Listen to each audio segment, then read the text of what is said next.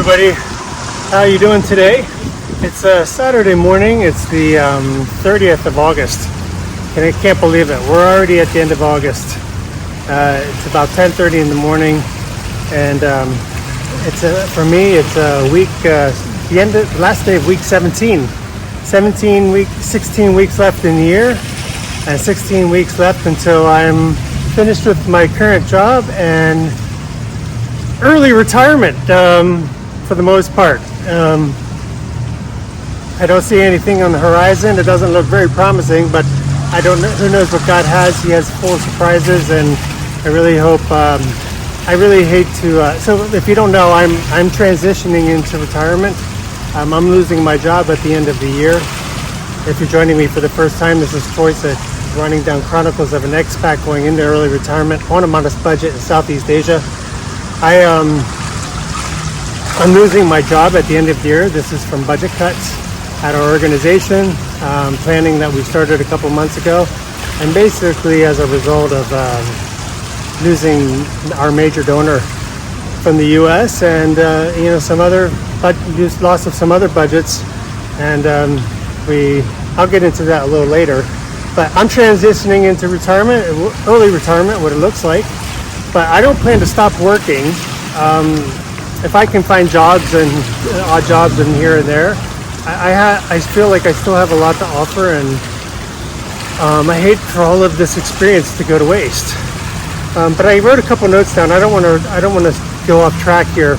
It's a Saturday morning here in Bangkok, and it looks clear and a little cloudy.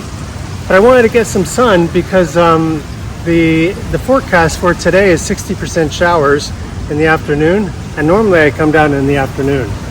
And starting tomorrow, it's like 90% thunderstorms for the rest of the week, 95%. So you wouldn't know it, but we are heading into hurricane season, so that's unsurprising. It's going to be more and more now. It's going to be much more intense rains, but every day, the forecast is every day this week above 90% chance for heavy rains. So I love it. It does. The clouds do break some of the sun, the power of the sun, but the rains would make it difficult, especially when you're walking in the streets. So I have a few notes here. I just to stay on track here. I have a few notes of some updates I want to make. So I just finished. I think this is the end of my second week with Mad Muscles. So it's this program, this app online. It's not even an app. Yeah, it is an app. I found it. It was an advertisement, and I thought I'd try it. It was a 4-week trial for like $8, and I said, yeah, I'll give it a try. And I didn't expect much, but the first week it was kind of more of like a warm up. But I adjusted a few things, and I got used to the app. And so this week was pretty brutal, I would say. I increased the intensity. My level originally was at a 5, and now I put it at 5 out of 10, and now I put it up to a 6 at the beginning of the week. And initially it didn't really make any changes, but then the progressions became a little harder, a little longer, and extra sets. So, I think it's anywhere. The workouts are anywhere from 20 to 30 minutes. These are, they have different types of workouts inside the app, but I'm focusing more on the military. It's a guy in an outfit wearing camo. If he's military, I don't know what, but the advertisements are geared more toward military workouts. But it's basically a series of different calisthenics. And it changes, it varies from day to day, but week to week, you'll probably see some repeats in the routines. But I'm changing my mind on it. I underestimated it and didn't think much of it at the beginning, but I'm starting to like it because of the increase of the intensity I was able to put to it, and just playing around with it a little bit. I'm able to basically put the workouts on a timer. So rather than reps and logging your reps, you can, if you turn the phone and you click one of the settings inside, you can put put the workouts on a timer rather than reps. So you don't have to keep picking up your phone and logging in when you're done with like 15 reps or 20 reps. So if you turn it horizontally, the phone, it will go on to, with this setting, it will automatically go into a timer-based workout. So you have 30 seconds to do as many reps as possible. You might not get all the reps that's required in if you were just logging the reps, but you're exercising for time. And I like it much better because I can just set it over and watch to see what's the next exercises, and it gives you a preview in the bottom right hand corner of the phone. If you're using an iPad or a bigger screen, it would be much easier, but I'm using my phone. But I can already see what's coming up, and then when it moves into the next set, sometimes the exercises are consecutive, back to back, and then for like 5 minutes, 30 seconds, exercises for 30 seconds and then back to back for like 5 minutes, and then you get like a 2.5 minute rest. And I know that these type of workouts are highly effective for weight loss and for cardiovascular and for your nervous system, for anabolic type exercises, anabolic type health. And I think these type of workouts, HIIT type workouts, are more effective for weight loss. So I'm in my second week, and that's really what I'm going for: weight loss and toning.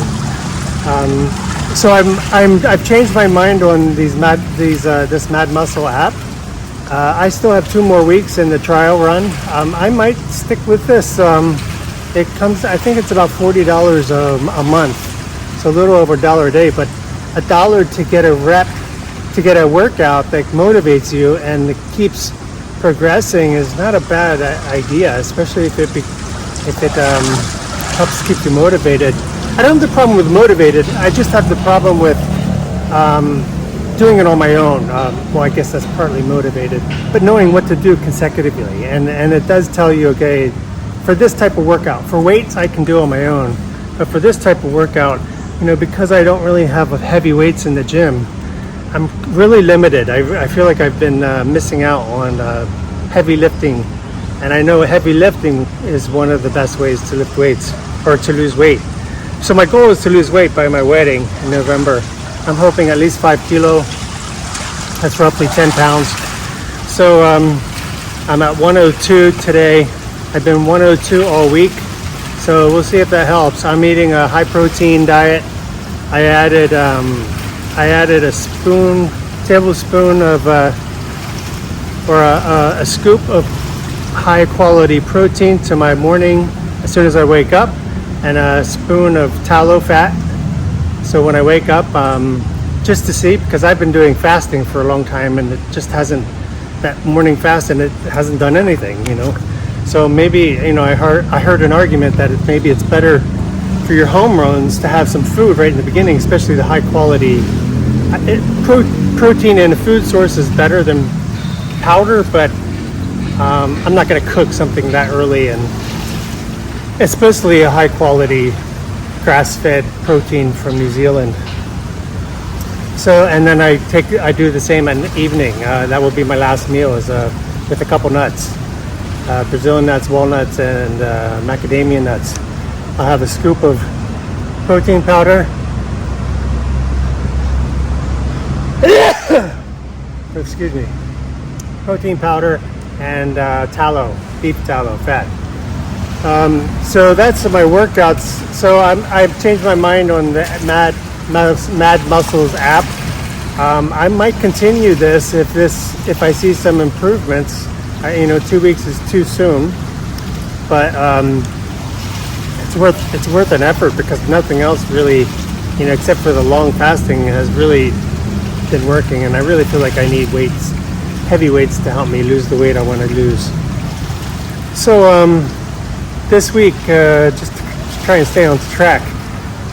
So this week we announced our organizational structure for the organization. That finally went out, so everybody could see who is public. So now it's public knowledge who's being cut. I don't know what they're going to do. I mean, it's when I think about, I don't want to get too much into the details, but it's almost ludicrous, and it's just one of those confirmations that I'm pretty happy to leave this situation, because, you know, at the beginning of this, our mandate was to cut budget, and one of the biggest places to cut budget is in the personnel, besides some of the program stuff, personnel and travel.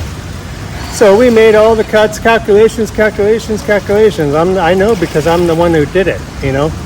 And I didn't decide on who was being cut, except for myself. I volunteered. Mine was voluntary redundancy, because there was no option. We can't reduce our finance staff. We can't. It just, they would not be able to operate. You know, it was either 2 or 3 lower staff or me. And they're not, I don't even know how they're going to operate without me.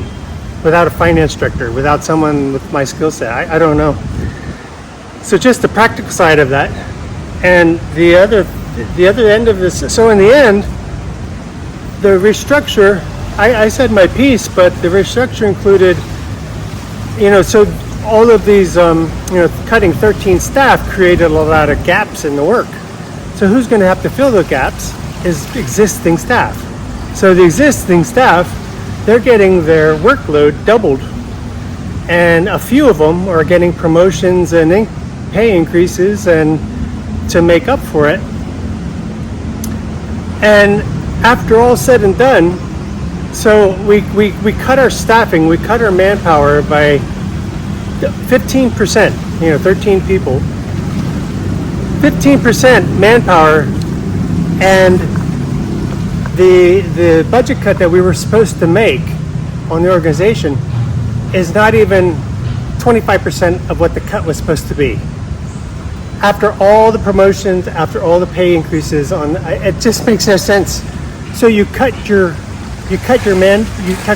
workforce down by 15%, and you haven't even, and you've only, in the end, you've only reduced your budget by 25% of what you needed to cut. And that's only on the personnel. That's not even touching any of the other stuff that hasn't even been discussed yet. I don't get it. And these are not my decisions. I state the facts, I give the numbers, and then this is what I mean. You have people who don't understand what they're doing. They don't understand systems, you know, because you can have, so it's like, for example, for the finance staff, one budget is not going to really change that much of the workload. It's not going to change. The only thing that's going to happen is if you get another budget, you're kind of bringing back a little bit that incremental shift, you know, because the finance staff can pretty much adjust within reason to an extra budget or two or loss or more. But you're still going to, for the most part, you're still going to need, especially for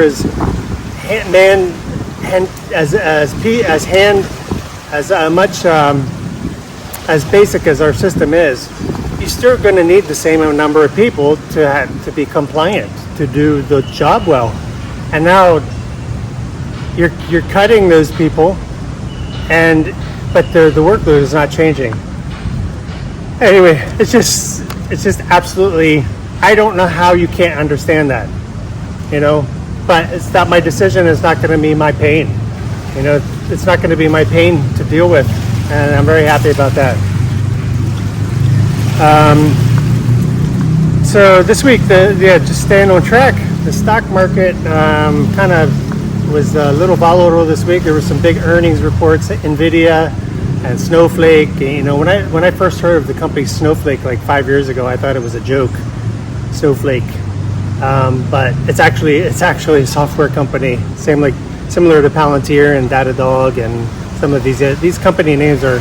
Since I'm following the stock market, to follow some of these company names is very interesting. But anyway, some very good earnings this week. The stock market popped on Thursday and went up like almost 2%. My portfolio is more volatile than the S&P 500 because I have riskier stocks in there, more high volatile, high growth stocks. So it popped like almost 2% in one day, and then yesterday gave everything back. So I'm not sure what September tends to be the weakest month of the year. A lot of theories behind that, why that happens. Fund managers are adjusting their portfolios because they need to perform by the end of the year. So they manipulate the market to scare people out of the stock market. And then after September, October, there tends to be what's called a Santa rally, and the market tends to go up. So I don't have as much money as I would like on the sidelines to put into any stocks that might dump this month, but I have been resisting holding off. I have been resisting buying anything unless it's a super exceptional buy, because I want to put the remaining little bit that I have left in savings into some solid companies, not any risky. I'm as risky as I want to be at this point, because next year I'm going to have to start rebalancing and removing some of the risk to get more stability in my because if I don't have a job, this is definitely going to be all I have to retire into. So that's September. Similarly, so the U.S. debt is at over $37 trillion. It's insane. It's $37.5 trillion. The interest rates are paying out. There's a battle between Trump and Jerome Powell from the Federal Reserve over interest rates, but it does look like we've got a pretty sure sign that interest rates will come down in September, and that will be a boost. That'll be tailwind for the stock market. But the debt thing, Trump didn't create the debt problem. I mean, he's only been in there, and I'm not blaming him or not blaming him. But, everything that they said they were going to do, balance the budget, cut $2 trillion off the U.S. debt is almost not possible anymore. We're on a snowball. The snowball is out of control for decades, and especially the last 20 years. It's not his fault, but he's not doing what he promised he would do. Doge, I think, was a flop. It had some initial impact and some promising aspects to it. They were going to find $1 trillion, but after the fallout between him and Musk, and they did make some cuts, and that was the whole reason why we're losing our funding. It's not going to happen, and again, it's whoever's president, they're just going to keep spending money. They're printing money like it's going out of style. And they want to keep reinvesting in the U.S. and they're going to need the interest rates to come down. They need people to invest in the U.S. and treasuries. I'm not going to get too much into it. I'm certainly no expert, but I do follow this, and it's a very interesting thing to watch. The dollar is going to devalue, so your safest areas of investment are going to be gold, silver, and Bitcoin, or stablecoin. Stablecoins coming. I don't really know that much about it. I have a little bit. A guy bought into the craze 5 years ago during COVID, and I don't buy anymore. I just hold what I have. At some point, I think when my Bitcoin has already tripled.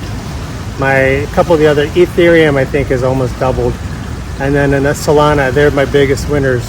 I have a couple major losers, but Solana, I think, tripled also. I think when if it gets to a quadruple or 5x, I'll probably take my cost basis out and then let the rest ride.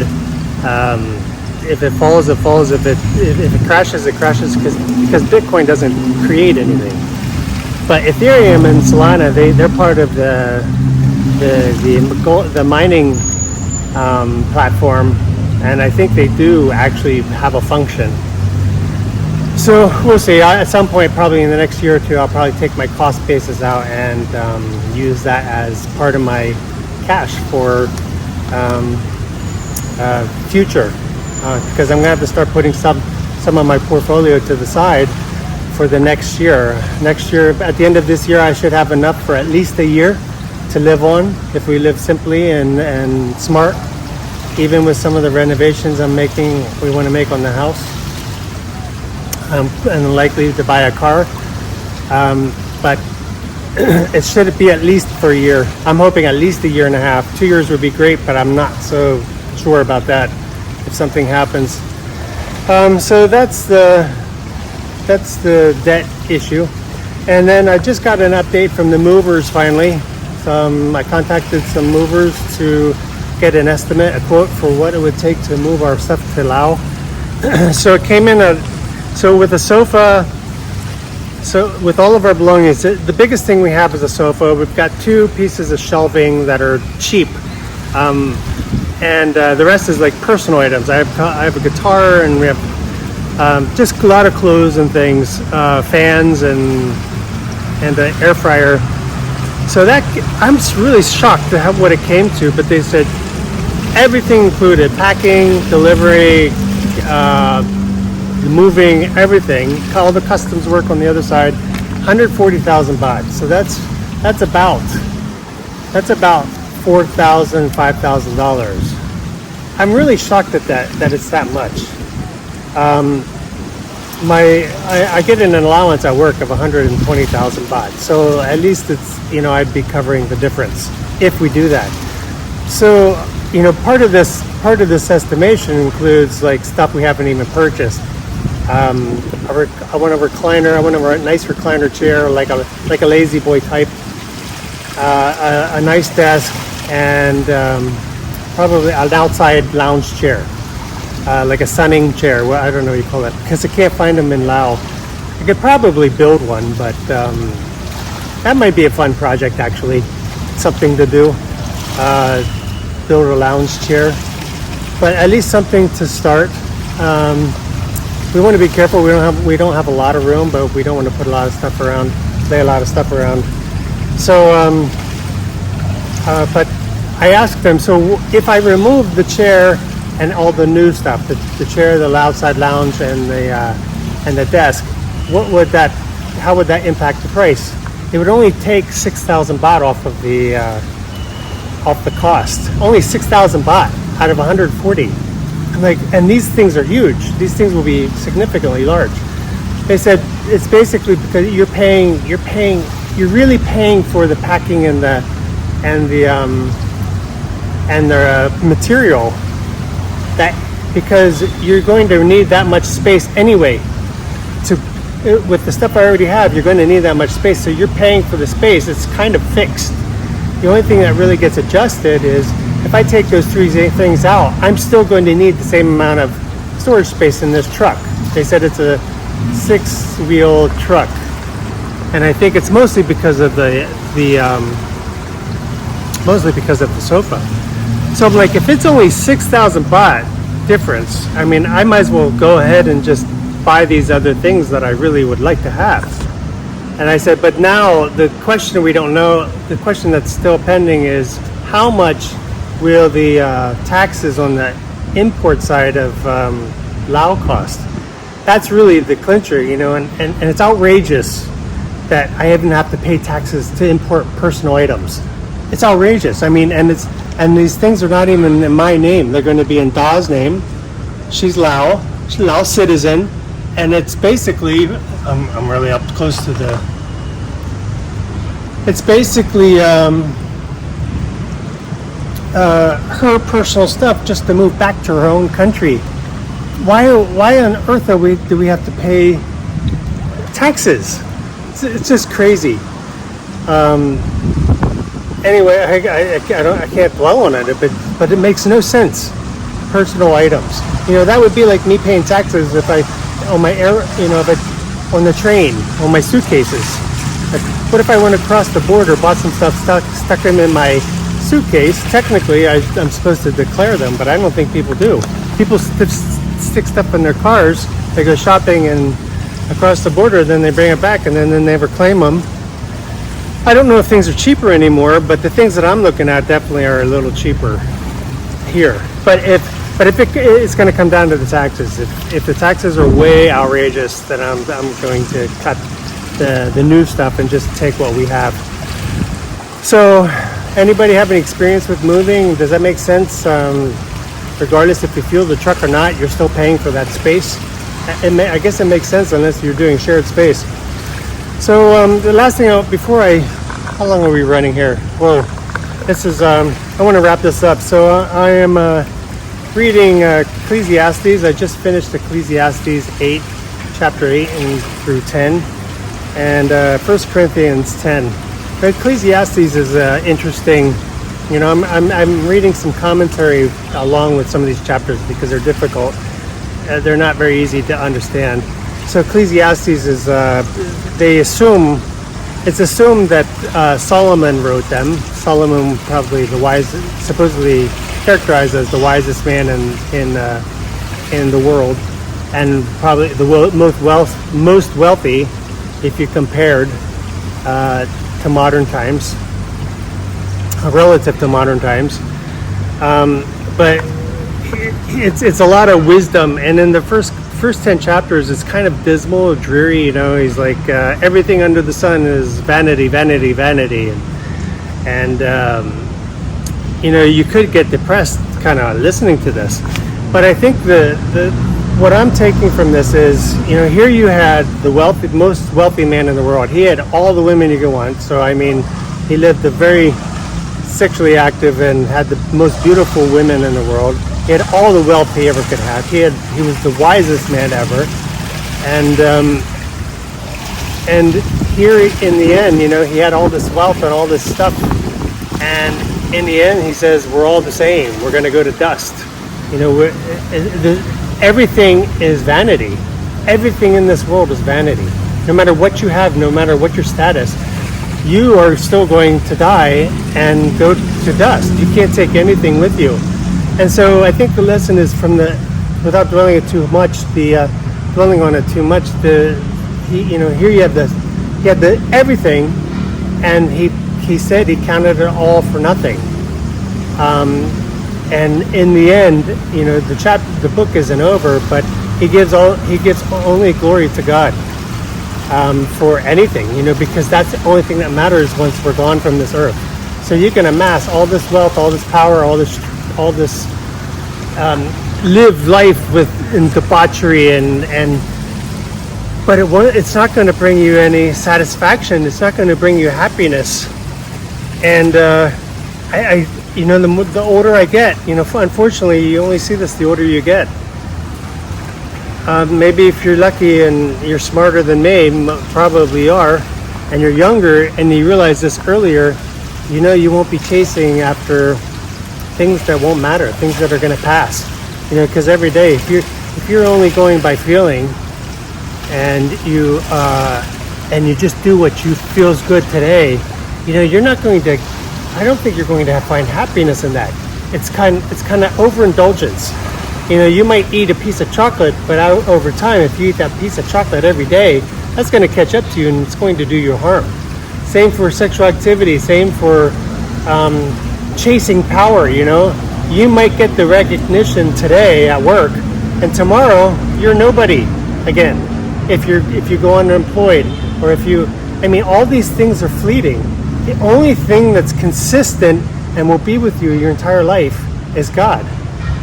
And it's the only thing, you know, I heard this story, I'll probably butcher it, but if God is you know, they say that you're born with a hole in your heart, and people spend their whole life trying to fill that hole with things that they think will give them satisfaction, and it doesn't.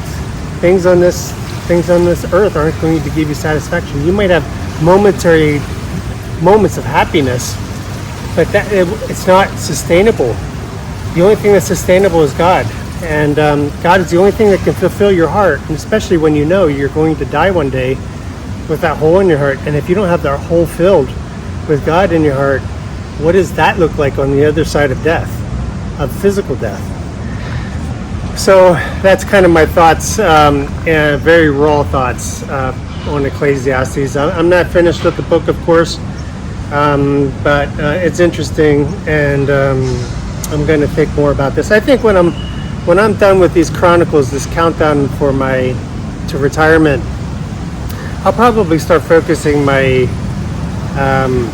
my chronicles on something a little more focused on certain things, because I'll have the time. Because right now this is just a vlog. So if you're interested, please subscribe. I find these ramblings very helpful for me personally. I don't know if any of this stuff touches you. I saw that last week I did a vlog on my shoes and feet, of all things. I put up a thumbnail with my shoes, and I talked for like 15-20 minutes about it. I just felt like an urge to talk about my feet and my shoes. It wasn't anything very structured, but I'm sure it's going to get no likes, but it was just an avenue for me to get this out of my mind. For some reason I was obsessing about these shoes, taking care of feet, and I did a whole chronicle on it. I don't know. These are kind of fun to do, I suppose, if no one else watches them or enjoys them. But if you do like this, please join me on the journey. I'm counting my days to the end of the year, my weeks. This is the end of week 17, and 16 weeks left. 16 weeks left in the year, and really 12 weeks left working, because December will be full of holidays and my annual leave and moving, except for maybe a few days right in between, but there's not much I can do there. So everybody, thanks a lot for your patience and joining me. This is Choice of Winding Down, Chronicles of an Expat Going into Early Retirement. I'm not retired yet. I'm getting there. I'm going to retire on a modest budget with my wife and Lau, and we're really looking forward to it, going back to a much more simpler life. I'm getting away from the stress and having more time to focus on what's important for us, which is being with each other, spending more time with God and family and friends, and anyway, take care, God bless, and take it slow.